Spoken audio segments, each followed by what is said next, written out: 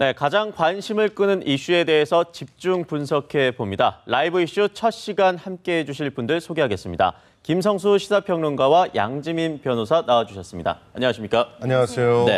네, 류미정 앵커 라이브 이슈 첫 번째 이슈를 좀 전해주시죠. 네, 메르스 감염자 증가도 괴담과 공포도 일파만파 빠르게 퍼지고 있습니다. 방문만 해도 감염될 수 있으니 특정 지역의 병원을 가지 말라는 글 등이 SNS를 통해서 떠돌고 있는데요.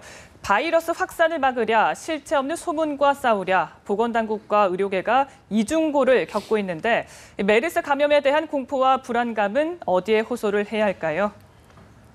네. 변호사님이 지금 환자가 18명이 됐습니다. 보건복지부 장관도 사과를 했는데 점점 상황이 악화되는 것 같습니다. 네, 그런 것 같습니다. 사실 지난 주말까지만 해도 13명이라고 이렇게 알려져 있었는데 어느새 점점 늘어서 18명이 됐습니다. 그러니까 그 18명이 어떻게 됐는지 그 경로를 조금 살펴보면 그 첫 번째 환자와 같은 병동에 머물렀던 이제 환자 2명하고 그리고 이제 그 환자를 간호하던 가족 1명이 더해져서 결국 모두 이제 메르스에 대해서 양성 판정을 받았는데요. 일단 추가 감염을 맞는 그 격리 병상으로 지금 이동을 해서 이제 관리 중이라고 하고요. 그런데 이제 좀 여기서 짚고 넘어가야 될 부분은 3명 모두 이제 보건당국에서 관리하던 그 대상자에서 좀 빠져 있었다는 게 좀 문제였던 것 같습니다. 평론가님이 아무래도 정부의 대응 체계가 잘못됐다는 비판이 너무 많은데 피해갈 수는 없겠죠.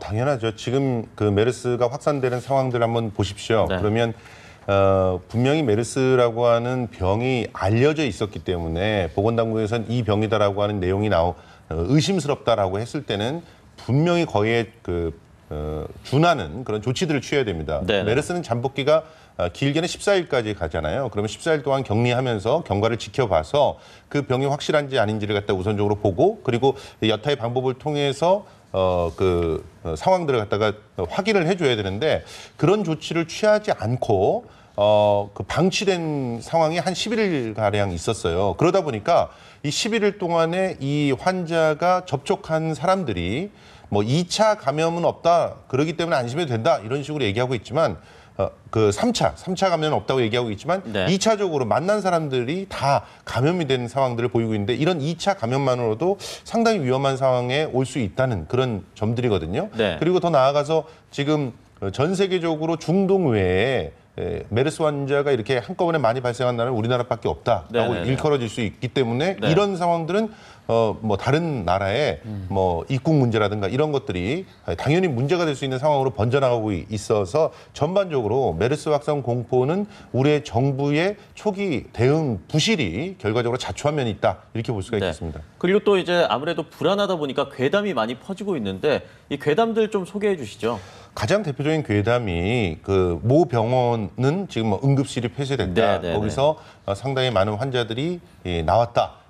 병원에 가기만 하면은 분명히 감염될 수 있으니 자제하라. 이런 얘기들이 돌고 있는데 저도 비슷한 내용의 문자들을 상당히 많이 받았습니다.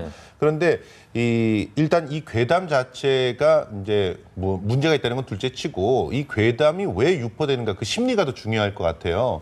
실제로 우리가 기사를 통해서 확인을 해보면 이 병에 대한 일반적인 정보, 그러니까 백과사전이라든지 의료진들의 일반적인 의학 상식에 근거한 그런 정보는 찾을 수가 있어요. 그렇지만 정말 특히나 부모들의 입장에서 자식들이 걱정되지 않겠습니까? 면역력이 약한 아이들이나 노인들이 이런 곳에 접촉되지 않기 위해서는 어떻게 해야 되는지를 알 수 있는 핵심적인 증거가 빠져 있어요. 그게 대표적인 게 병원이 어디인지, 지금 그리고 어떤 곳을 주의해야 되는지 이런 것들은 거의 다 빠져 있는 상태이죠. 그러다 보면 정보가 충분히 투명하게 공개되지 않는 곳은 반드시 유언비어가 돌게 돼 있습니다. 최소한 정보를 캐내 나가고 싶은 그런 사람들의 마음들을 심리를 이용해서 악의적으로 장난을 치거나 혹은 불안감을 일부러 조성하려고 하는 그런 사람들이 있기 마련이거든요. 그렇기 때문에 좀 더 정부에서는 이 정도 지금 환자들이 확산된 상황이라면 철저하게 오해가 없이 설명을 해주면 되는 거거든요. 철저하게 병원도 좀 알려주고 충분한 정보들을 갖다 좀 공개하는 것이 필요하지 않나 생각이 됩니다. 변호사님 이렇게 의도를 가지고 악의적으로 이렇게 괴담을 유포하게 되면 처벌이 가능한 거죠?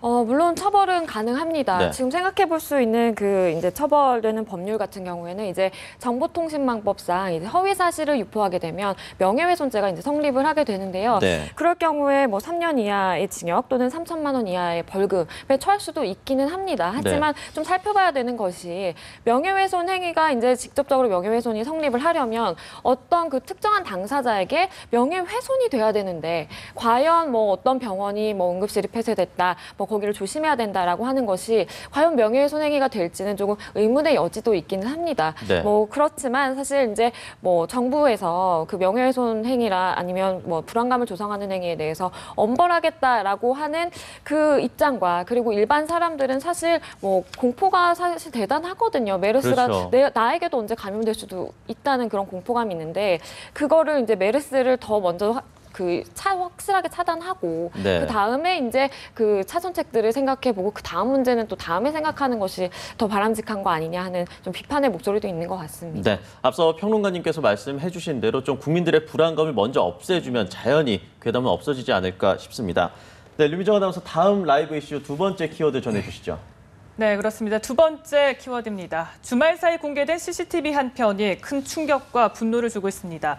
60대 노인을 무자비하게 폭행한 10대 남학생의 모습이 고스란히 담긴 CCTV 영상인데요. 노인이 그만 때리라고 손을 모아 비는데도 폭행을 멈추지 않는 청소년, 대체 어떻게 이해를 해야 할까요?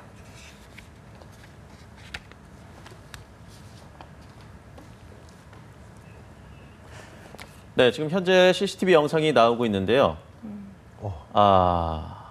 네, 네, 뺨을 지금- 때리고, 네, 있습니다. 네.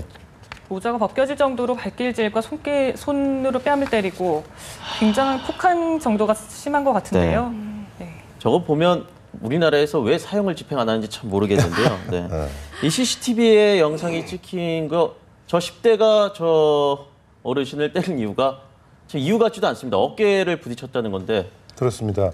실제로 지금 그 무자비한 폭행이 두 차례에 걸쳐서 진행이 됐어요. 일단 폭행을 하다가 골목으로 차가 들어오니까 잠깐 몸을 피합니다. 그러다가 다시 차가 사라진 걸 아니까 또 와서 그 노인을 갖다 짓밟는 그런 일들을 벌이거든요. 그러다 보니까 이제 당연히 출동한 그런 그 경찰들에 의해서 검거가 될 수밖에 없었던 것인데 그 검거가 되고 나서는 바로 자기가 술이 취해서 어깨를 부딪히는 바람에 욱하는 마음이 있어서 했다라는 식으로 또 사과를 했어요. 그렇기 때문에 또 이게 불구속 입건이 된 상황인데요. 지금 이런 상황들을 보면 우리 사회에 특히나 이제 그 무작위 대상들을 대상으로 해가지고 분노를 표출하는 그런 행위들이 굉장히 심하다. 이 분노의 원인들을 충분히 캐내어서 치유하지 않으면 이런 일들이 어디서든 발생할 수 있거든요. 그야말로 내가 기분 나쁘다는 이유로 아무 이유 없이 폭행이나 살인을 저지르는 그런 일들이 이런 묻지마 범죄들은 계속적으로 늘어날 수밖에 없는 그런 상황이기 때문에 이 부분에 대한 심각한 사회적인 그런 정책적인 대안들이 좀 필요한 시점입니다. 네. 변호사님 조금 자세하게 여쭤보겠습니다. 왜 불구속 입건입니까? 아무래도 신원이 확인됐다는 이유인가요? 네, 그렇습니다. 사실 이제 그 구속인지 불구속 여부를 이제 판단하는 그 기준은 이제 네. 첫 번째로는 증거인멸 가능성과 그리고 이제 도주의 가능성을 좀 토대로 이제 판단을 하게 되는데요. 네. 우선 저 청소년의 경우에는 뭐 글쎄요, 주거가 확실하고 네. 그리고 그 사람의 이제 신원을 보장해줄 수 있는 가족들이 있기 때문에 뭐 도주의 우려가 없고 그리고 사실 CCTV가라는 그 증거가 다 확보가 돼 있는 상황이기 때문에 뭐 증거인멸의 우려가 없고 그래서 이제 불구속 판단을 한 것 같은데요. 사실 보면 그렇습니다. 저 정도로 그 자신의 할아버지뻘 되는 그 노인을 폭행한 정도의 죄질을 보면 충분히 글쎄요. 도주의 우려도 있다고 판단할 수 있는 여지가 있지 않을까 그런 생각이 들어서 일단은 법대로는 그렇다고 하더라도 일반 그 시민들의 법 감정과는 상당히 배치되는 그런 결정인 것 같습니다. 네. 저는 영상을 보면서 이해가 안 됩니다. 어떻게 네. 사람이 저럴 수 있을까 참 궁금한데 문제가 처벌 수위가 뭐 그다지 국민들이 생각하는 여론이 생각하는 처벌 수위보다 낮게 나올 거라는 기대가 있더라고요. 그거는 일단 언론 보도에서 그 10대 청소년이 그 노인에게 묻지마 폭행을 했다라고 하는 그 보도 때문에 10대 10대라고 해서 굉장히 어린 청소년이 만약에 그런 범죄를 했다면 그러면 처벌 수위가 굉장히 낮지 않을까라는 생각에서 그런 것 같은데요. 보니까 이분 같은 경우에는 사실 만 19세인 걸로 이제 그 보도가 정확하게 나오더라고요. 네. 그렇게 되면 그 형사 미성년이라고 하는 만 14세에도 그러니까 14세를 더 넘긴 거죠. 그리고 소년법의 그 보호를 받을 수 있는 만 19세도 넘긴 게 됩니다. 그렇기 때문에 사실 형법상 규정이 돼 있는 상해죄나 아니면 중상해죄에 해당할 수 있는 충분히 징역형, 집행유예형이 가능한 나이라고 판단이 되고요. 뭐 저분이 더 어렸더라면 사실 그 뭐 징역형이나 집행유예형이 나오지 않고 그 소년법상 따라서 소년 보호 처분이 가능한 사안이라고 판단이 되기도 하는데 하지만 저분 같은 경우에는 결론적으로 말씀을 드리면 이미 약한 처벌을 받을 수 있는 그 나이는 넘어선 것으로 판단이 되기 때문에 네. 좀 수사는 그 수사 주체 입장에서나 아니면 분명히 법원으로 가서 그 법원의 판단을 받게 될 텐데 조금 엄중하게 봐야 되지 않나 이런 생각이 듭니다. 네. 평론가님이 앞서서도 이런 노인 폭행이 또 있었다고 얘기를 해주셨는데 노인 폭행 보면 청소년들이 이제 노인 약자 아닙니까? 예. 약자를 폭행했을 경우엔 더 많은 처벌을 받아야 될 것 같은데 이렇게 저희 같은 젊은이들한테는 안 덤비고 약자를 폭행하는 애들 더 좀 혼내줘야 되지 않을까 싶은데요. 그런데 우리 사회가 계속 그렇게 가고 있습니다. 다시 말해서 우리 사회의 범죄의 대상들이 자꾸 사회적 약자한테로 네. 화살표가 계속 간다는 거죠. 실제로 지금 청소년들만 해도 우리 사회에서 약자로 분류가 돼요. 그런데 자기보다 더 약한 사람을 찾아다니면서 범죄를 저지르게 되는 거죠. 그것은 우리 사회가 철저하게 경쟁을 중시하고 그 가운데서 누군가가 승리하는 그런 모습들만을 칭찬하는 그런 사회이고 그러다 보니까 일정한 경쟁에서 낙오되거나 사회적인 약자로 구분되는 사람들은 자신들의 보상 심리를 그런 식으로 더 약한 사람들을 괴롭히면서 찾으려고 하는 것입니다. 네. 더군다나 최근 들어서 그 청소년들이나 또 20대 젊은이들에게 가해지는 그런 상실감이라고 하는 것은 우리들이 갖고 있는 기본적인 상식선을 갖다 넘어서는 상실감에 시달리고 있거든요. 공부를 하거나 일정한 그 성취를 한다고 해도 네. 취업이 보장되질 않는 그런 사회. 그러면 사회 안에서 자기 구실을 하지 못하고 계속 88만 원 세대로 비정규직 그 인생을 살아가야 되는 그런 세대. 그런 세대에게 쌓이는 그런 분노라고 하는 것은 언제든지 폭발할 수 있는 뇌관이 타들어가고 있는 그런 시한폭탄 같은 겁니다. 그래서 우리가 지금 이런 그 80대 노인에게 대한 묻지마 폭행에서 그 폭행을 가한 청소년에 대해서 분노하는 것만큼이나 이런 청소년들을 만드는 그런 시스템에 대해서도 분노해야 되고 그런 그 개선하기 위한 정책들을 적극적으로 내오지 못하는 그런 기성세대들에게 특히나 이 사회의 강자들에게 충분한 반성을 촉구해야 되지 않나 이런 생각이 듭니다. 네, 정말 법에 엄중한 처벌을 받고 문득 드는 생각이 저런 범죄를 저지른 친구들은 신원을 좀 공개해야 될 거 아닌가 그런 생각도 좀 해봅니다. 네, 류미정 앵커 다음 이슈 전해주시죠. 네, 라이브 이슈 마지막 키워드입니다. 아주 훈훈한 소식 준비했는데요. 모두를 깜짝 놀라게 한 원빈과 이나영 커플의 비밀 결혼식입니다. 불과 며칠 전만 하더라도 결혼선을 부인했던 연예계 대표 톱스타죠. 이들의 결혼이 이처럼 비밀리에 이뤄진 것도 참 놀랍긴 한데요. 장소 역시 도심 속 화려한 호텔이 아니라 원빈의 고향인 강원도의 한 들판이었습니다. 이들이 이렇게 소박한 결혼식을 택한 이유는 무엇일지 알아보겠습니다. 네. 저 결혼 소식 듣고서 오본 줄 알았습니다. 예, 그런데 저도 그랬습니다. 사진이 나와버렸어요. 예. 이렇게 비밀 결혼식, 이 역대급 비밀 결혼식이 아닌가 싶은데 어떻게 보셨습니까? 그렇죠. 사실 비밀 결혼식을 한 연예인들은 덜어 있습니다. 그런데 이렇게 그야말로 들판에서 네네. 뭐 심지어 어떤 분은 민박집 결혼식이다. 왜냐하면 그 옆에 보였던 네. 것이 민박집이었다고 하더라고요. 네. 그리고 이제 가마솥을 걸어놓고 국수를 삶아주는 그런 결혼식은 처음 봤습니다. 특히나 이렇게 슈퍼 울트라급 그 스타들이 이런 네. 결혼식을 하는 걸 처음 봤는데 그런데 저는 그런 생각이 들었어요. 이 결혼식을 하면서 원빈 씨의 고향이 이제 정선이잖아요. 정선의 땅과 하늘에 뿌리 내리고 싶다. 다시 말해서 그런 그 땅과 하늘에서 우리 둘이 하나가 되어서 뿌리가 내려진다는 것을 선언하고 싶다라고 하는 그런 마음은 아마도 결혼을 앞두고 있는 사람이라면 누구든지 꿈꾸는 그런 약속이 아닐까 생각을 해요. 그런데 우리 결혼식을 한번 돌이켜보면 얼마나 상업화되고 얼마나 그야말로 이벤트가 됐습니까? 네. 결혼식에서 느껴지는 그런 엄숙함이나 혹은 약속의 무게를 되새겨보는 그런 시간들은 사라지고 사진 찍고 특히나 연예인들 같은 경우는 계속 기자회견하고 웃어야 되고 정해져 있는 어떤 이미지들을 계속 방출해야 되거든요.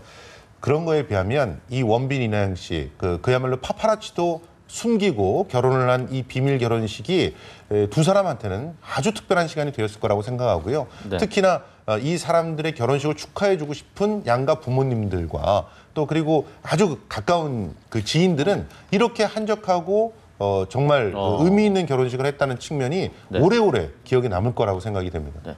그런데 아무래도 이제 우리들 결혼 문화에서는 그동안 자기가 냈던 돈을 좀 회수해야 되니까 이렇게 많은 사람들을 부르는 게 아닌가 싶은데요. 이렇게 되면 회수가 안 되는 좀 문제점이 있지 않을까요? 그렇죠. 네. 그렇지만 그런 것들에 연연하지 않을 수 있는 스타이기 때문에 그렇죠. 가능한 겁니다. 그렇죠. 사실 네. 뭐 저희 정도는 정말 빨리 그 좀 회수를 해야 결혼식을 치를 수 있겠지만 네. 그런 게 전혀 필요 없는 그래서 어떻게 보면 이런 결혼식은 진정한 상위 1%가 할 수 있는 그런 결혼식이다라고 볼 수 있겠죠. 네.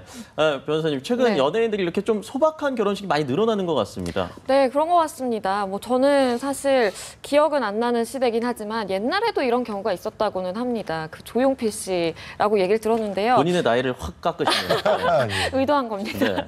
조용필 씨 같은 경우에 이제 1984년도 정도에 네. 한 절에서 결혼식을 하셨다고 해요. 남양주에 위치한 봉선사에서 그 지인들을 초대를 하기는 했는데 지인들도 그냥 모이라 그래서 가봤더니 사실 이게 결혼식이었던 맞습니다. 거죠. 그렇게 굉장히 소박하고 좀 깜짝 결혼식을 하신 분으로 굉장히 유명하더라고요. 그리고 요즘에는 또 많이 알고 계시는 분들이 그 이효리 씨라든지 네네. 아니면 김나영 씨가 제주도에서 그렇죠. 그냥 친한 지인들만 모아놓고 그 소박한 결혼식을 한 걸로 굉장히 유명하죠. 하나의 트렌드가 돼가는 것 같습니다. 네. 이게 참 고민인 것 같습니다. 소박한 결혼식을 하자니 회수가 안 되고 회수를 하라더니 또 결혼식을 크게 해야 되고 참 고민이 되는 것 같습니다.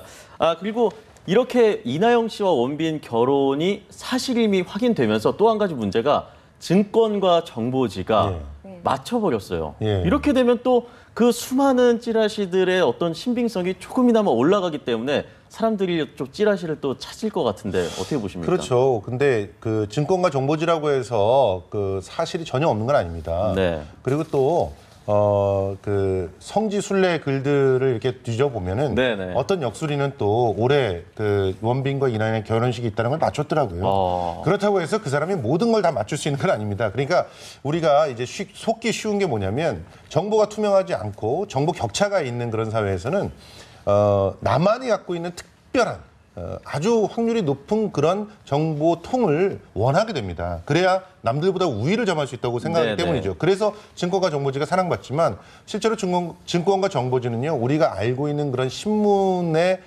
사실을 갖다 맞추는 확률보다 훨씬 떨어집니다. 그럼에도 불구하고 나만이 갖고 있는 은밀한 어떤 정보통인 것 같기 때문에 더 신뢰도에 가고 그러는 것이죠. 더군다나 지금처럼 이렇게 맞추는 일들이 덜어 등장하게 되면 강화가 됩니다. 그것이 이제 공명작용에 의해서 점차적으로 더 신뢰가 가는 것처럼 되지만 실제로는 그 냉정하게 그 확률을 갖다 따져봐야 될 거라고 보고요. 네. 그리고 더 중요한 것은 이 증권과 정보지들이 나돌고 있는 것은 아까도 말씀드렸지만 정보가 너무 폐쇄적인 사회에서 그 일종의 유언비어가 도는 그런 상황하고 상당히 비슷하거든요. 그래서 우리 사회가 좀 더 투명한 그런 정보화 사회가 된다면은 증권과 정보지의 어떤 신뢰도 이런 것들은 더 많이 떨어지지 않을까 생각합니다. 네. 얼마 전엔 또 한류 스타 배용준 씨도 결혼 소식을 발표했는데 이제 다른 팬들은 아마 비와 김태희 씨 결혼이 있지 않을까 싶은데 어떻게 보십니까? 네, 그런 것 같습니다. 사실 뭐 그 커플 비와 김태희 커플도 사실 뭐 3년이라는 지금 연애 기간을 지속하고 있고 네. 그리고 역시 이제 원빈 이나영 커플처럼 증권가 찌라시에 또 심심치 않게 등장하면서 결혼설이 뭐 여러 번 불거졌었죠. 그런 거 보면 사실 많은 대중들 팬들 입장에서도 둘의 이제 결혼을 좀 기다리고 있는 점도 있고 그리고 실제로 결혼 가능성도 굉장히 높기 때문에 이런 그 결혼설이 계속 나오지 않나 싶기도 합니다. 네, 알겠습니다. 오늘 두 분 말씀은 여기까지 듣도록 하겠습니다. 감사합니다. 고맙습니다.